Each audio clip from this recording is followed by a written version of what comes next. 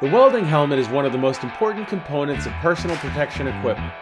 Helmets protect your eyes and skin from sparks and ultraviolet and infrared rays emitted by the arc. There are a variety of options on the market. Here are a few tips to help you make a selection. First, do you want a passive shade or an auto darkening helmet?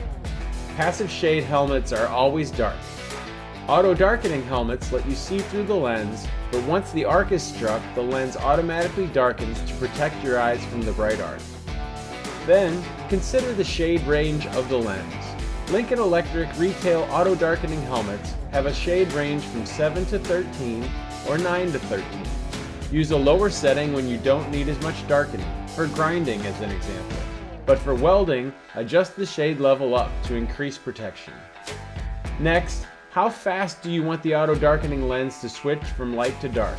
That's the fraction of a second it takes the lens to switch from light to dark when the arc is struck. And make sure the helmet you choose meets all industry-wide safety standards. All Lincoln Electric retail helmets meet these standards. You can see a wide selection of helmets by visiting the Welding Helmets and Accessories page at lincolnelectricretail.com.